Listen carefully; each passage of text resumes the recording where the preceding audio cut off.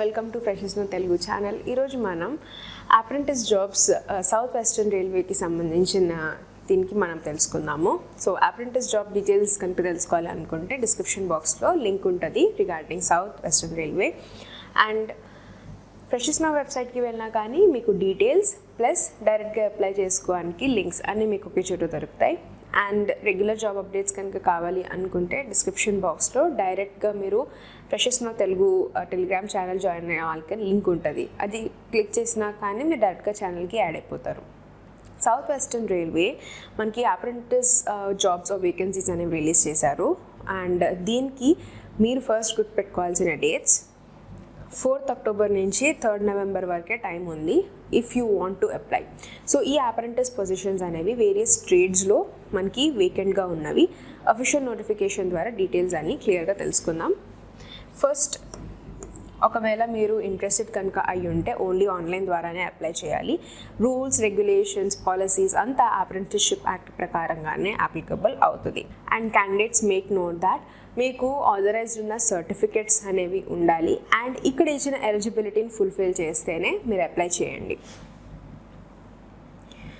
ఈ నోటిఫికేషన్ అనేది ఎవరైతే ప్రిస్క్రైబ్డ్ ఎడ్యుకేషన్ క్వాలిఫికేషన్స్ ఉన్నదో వాళ్ళు అప్లై చేసుకోవచ్చు. సో మీరు అప్లై చేసుకోవాలి అనుకుంటే ఇక్కడ మనకి వెబ్సైట్ ఇచ్చారు, అక్కడ నుంచి మీరు అప్లికేషన్ ప్రాసెస్ అనేది స్టార్ట్ చేసుకోవచ్చు.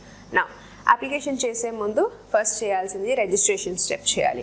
So registration local employment exchange నుంచి మీరు రిజిస్టర్ అయి ఉండాలి for the adjoining district of the states.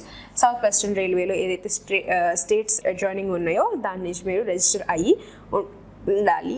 And దీనికి సంబంధించిన ఆన్సెక్షర్స్ అండ్ అదర్ డెక్లరేషన్స్ మీకు ఆన్సెక్షర్స్ కింద 6 and 7 ఆన్సెక్షర్స్లో ఉంటుంది. సో ఆ తర్వాత ప్రిపరేషన్ ఆఫ్ మెరిట్ లిస్ట్ జరుగుతుంది. మెరిట్ లిస్ట్ తర్వాత క్యాండిడేట్ డాక్యుమెంట్ వెరిఫికేషన్కి అటెండ్ అవ్వాలి. సో ఫస్ట్ మనం ట్రేడ్స్ చూసేద్దాము, ఏం ట్రేడ్స్ ఉన్నవి అండ్ ఏం క్వాలిఫికేషన్స్ కావాలి అనేసి. Trades: fitter, welder, electrician, refrigeration and air condition mechanic, programming system administration, PASSE. So total number of vacancies మనకి 237 ఉన్నాయి. ఈ 237 మళ్ళీ UR, SC, ST, OBC కేటగిరీస్కి డివైడ్ చేశారు. ఈ సెక్షన్ అంతా PW వాళ్ళకి, ఈ సెక్షన్ అంతా ఎక్స్ సర్వీస్ మెన్ వాళ్ళకి. సో ఏదైతే మీరు ట్రేడ్కి అప్లై చేస్తున్నారో దానికి సంబంధించిన ITI ట్రేడ్ సర్టిఫికేట్ అనేది ఉండాలి. సో ఫర్ ఎగ్జాంపుల్ ఫిటర్కి అప్లై చేస్తుంటే కంపల్సరీ ఫిటర్ ట్రేడ్ సర్టిఫికేట్ అనేది ఉండాలి. And that too authorised or recognised institute నుంచి తెచ్చుకున్న సర్టిఫికేట్. సేమ్ ఫర్ వెల్డర్ కూడా అంతే. Welder and gas and electrician ఈ అన్ని ట్రేడ్స్కి ట్రైనింగ్ పీరియడ్ మాత్రం 1 year వరకు ఉంటుంది. నెక్స్ట్, ఇది హుబ్లీ సెక్షన్కి ఆర్ హుబ్లీ డివిజన్కి. దీనికి కూడా మనకి fitter, welder, machinist, electrician, carpenter, painter and then PASSE. So దీంట్లో కూడా మన టోటల్ నెంబర్ ఆఫ్ వేకెన్సీస్ 217. మళ్ళీ కేటగిరీ వైజ్ డివిజన్ చేశారు. PW category division and ex servicemen వాళ్ళకి. దీనికి కూడా ITI పాస్ సర్టిఫికేట్ ఉండాలి. 1 year training period. Next division బెంగళూరుకి టోటల్ 230 ఉన్నాయి. Next is for Mysore, it's 177. ఇది కూడా 1 year. Same designation, requirement of eligibility మాత్రం సేమ్. వేకెన్సీస్ అనేవి కొంచెం డిఫరెంట్ అవుతున్నవి అంతే. Next it's for central workshop మైసూర్కి 43 ఉన్నవి. అండ్ ప్రిస్క్రైబ్డ్ ఏదైతే ఉన్నాయో అది ఈక్వల్గా రిజర్వేషన్ కేటగిరీకి కూడా డివైడ్ చేశారు. So according to the training స్లాట్స్ని బట్టి రిజర్వేషన్ కేటగిరీ వాళ్ళకు కూడా ఫర్దర్గా రిజర్వేషన్ అనేది ఇస్తున్నారు for the vacancies.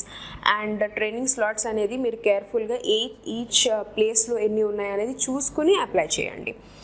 Next, mode of selection అనేది మెరిట్ లిస్ట్ ద్వారా ఉంటుంది.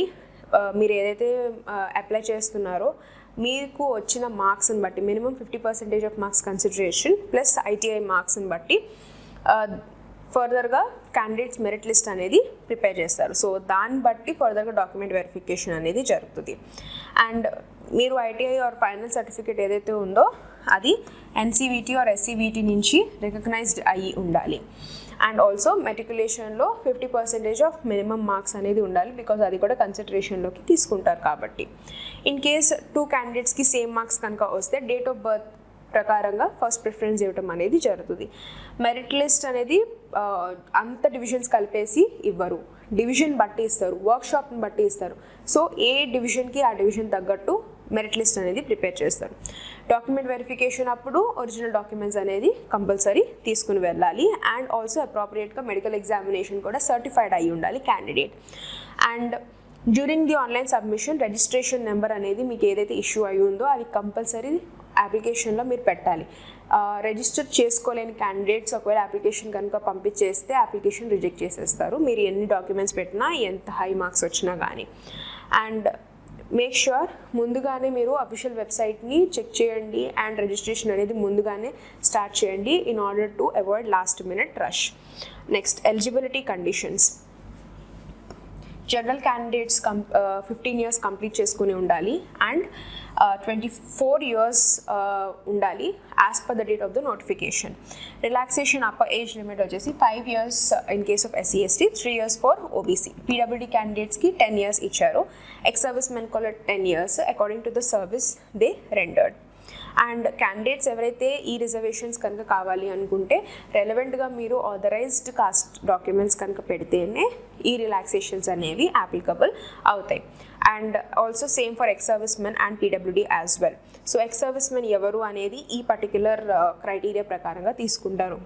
Children of deceased or disabled, children of ex-servicemen, serving Jawans, children of serving officers or ex-servicemen. Education qualifications 10th standard ఉండాలి with 50% and minimum 50%తో పాటు certified national trade certificate అనేది ఉండాలి and అది కూడా NCVT or SCVT recognised ఉన్నది. ఈ eligibility కనుక లేకపోతే please don't apply because application reject చేస్తారు కాబట్టి. And next engineering graduates, diploma holders వీళ్ళు మాత్రం not eligible to apply. Only 10+2 certified ఉన్నవాళ్ళు ప్లస్ ITI ఉన్నవాళ్ళు only eligible to apply. Application last stage వచ్చేసి payment of the fee 100 rupees అనేది pay చేయాలి. ఇది ఆన్లైన్ ద్వారానే పే చేయాలి అండ్ ఇది debit credit card internet banking ద్వారా అన్నా కానీ మీరు పే చేయొచ్చు. సక్సెస్ఫుల్గా మీరు ట్రాన్సాక్షన్ కంప్లీట్ అయిన తర్వాత ఈ రిసీట్ వస్తుంది, అది కంపల్సరీ ప్రింట్ తీసుకుని పెట్టుకోండి, ఫర్దర్గా యూజ్ అవుతుంది కాబట్టి.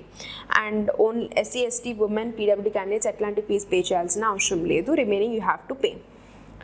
ఇక్కడ ఈ సెక్షన్లో మనకి PWD క్యాండిడేట్స్ ఏ ట్రేడ్కి డిజేబిలిటీని ఎంతవరకు కన్సిడరేషన్లోకి తీసుకుంటారు అనేది ఈ సెక్షన్లో ఇచ్చారు. సో ఫర్ ఫిటర్ ట్రేడ్కి అయితే disability requirement lower limb partially damage from one side వాళ్ళు జాయిన్ అవ్వచ్చు. అండ్ వెల్డర్కి అయితే person without 1 leg 3 fingers 1 hand accommodate అట్లా చేస్తున్నా కానీ యూ కెన్ జాయిన్. సో అట్లాగా ట్రేడ్కి సంబంధించిన డిజేబిలిటీ ఏంటి నోటిఫికేషన్ లింక్ డిస్క్రిప్షన్ బాక్స్లో ఉంటుంది కాబట్టి you can check it. And ఇదంతా డిజేబిలిటీ క్యాండిడేట్స్కి.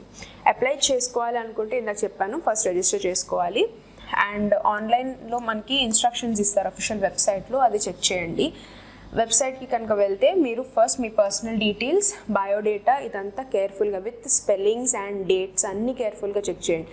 ఎస్పెషలీ డేట్ 97, 98 అట్లా ఎక్కువకుండా 1997 ఇట్లాగా క్లియర్గా ఫుల్ డేట్ అనేది వేయండి. మెట్రికులేషన్ సర్టిఫికేట్లో ఏదైతే ఉందో అదే వేయండి. అండ్ ఆ తర్వాత active mobile number, Aadhaar card and email ID ఈ మాత్రం వెరీ ఇంపార్టెంట్. యాక్టివ్లో ఉన్నవి ఇవ్వండి, ఫర్దర్గా especially email and mobile number further కమ్యూనికేషన్కి యూజ్ అవుతుంది కాబట్టి. అండ్ నెక్స్ట్ మీ ఫోటోగ్రాఫ్స్, సిగ్నేచర్స్ అనేది ఇక్కడ ఇచ్చిన ఫార్మాట్ JPG ఫార్మాట్లో మీరు అప్లోడ్ చేయాలి. So make sure file sizes అని క్లియర్గా చూసుకోండి, వితౌట్ క్యాప్స్ అండ్ గ్లాసెస్ లేకుండా క్లియర్గా ఉండాలి ఫోటోగ్రాఫ్. అండ్ ఆల్సో సిగ్నేచర్ ఇది 20 to 30 KB లోపు ఉండాలి. So all of the basic instructions. Physical copy అట్లాంటిది మీరు ఆర్గనైజేషన్కి పంపించాల్సిన అవసరం ఏమీ లేదు, ఓన్లీ ఆన్లైన్ ద్వారా ఇచ్చిన డేట్స్ లోపు మీరు సబ్మిట్ చేయాలి. Stipend details. ఈ ట్రైనింగ్ పీరియడ్ 1 year వరకు అని చెప్పాను. ఈ 1 year ప్రకారంగా మీకు ఈ ట్రైనింగ్ పీరియడ్లో స్టైఫండ్ అనేది ప్రొవైడ్ చేస్తున్నారు according to the rules. So ఇక్కడ మీకు ఇంత అమౌంట్ అనేసి పర్టికులర్గా మెన్షన్ చేయలేదు. అండ్ హాస్టల్ అకామిడేషన్ ఇట్లాగా మాత్రం ఏం ప్రొవైడ్ చేయట్లేదు, you have to make your own arrangements. And next agreement. So ఎవరైతే అపాయింట్ అవుతారో వాళ్ళు అగ్రిమెంట్ బాండ్ అనేది సైన్ చేయాలి out of the terms and conditions of the apprenticeship act. And next section is medical fitness. So candidate medically fit అయి ఉండాలి. Guide lines మీరు official వెబ్సైట్లో check చేసుకోవచ్చు. And last but not the least, help desk. So మీకు ఇక్కడ email కూడా ఇచ్చారు. మీకు ఏమైనా డౌట్స్ ఆర్ మీకు ఏమైనా ఇబ్బంది అవుతుంటే రిజిస్ట్రేషన్ కానీ అప్లికేషన్ ప్రాసెస్లో కనుక ఏవి ఇబ్బంది ఉన్నా కానీ డైరెక్ట్గా వీళ్ళకి ఈమెయిల్ చేయొచ్చు. And last is the general instructions. So candidates eligibility అనేది ఫుల్ఫిల్ చేస్తేనే ప్లీజ్ అప్లై. అండ్ ఎట్లాంటి డూప్లికేషన్స్ ఆర్ రెలవెంట్గా డాక్యుమెంట్స్ లేకపోయినా కానీ please don't apply, because application or క్యాండిడేట్ని రిజెక్ట్ చేసేస్తారు కాబట్టి. And next Aadhaar card, email and ID proofs especially ఇవన్నీ వ్యాలిడ్ అండ్ ఆథరైజ్డ్ ఉన్న డాక్యుమెంట్సే మీరు సబ్మిట్ చేయాలి. ఆన్లైన్ వచ్చిన అప్లికేషన్సే కన్సిడరేషన్లోకి తీసుకుంటారు. అండ్ నెక్స్ట్ ట్రాన్సాక్షన్ చేసేటప్పుడు కూడా are payment of the fees చేసేటప్పుడు కూడా మేక్ ష్యూర్ మీరు ఈ రిసీప్ట్ అనేది ప్రింట్ చేసుకొని పెట్టుకుండా మర్చిపోకండి. లాస్ట్ డేట్ వరకు కాకుండా స్టార్ట్ అప్లయింగ్. ఇంకేమైనా డౌట్స్ ఉంటే కామెంట్ సెక్షన్లో కామెంట్ చేయండి. Subscribe and thank you for watching.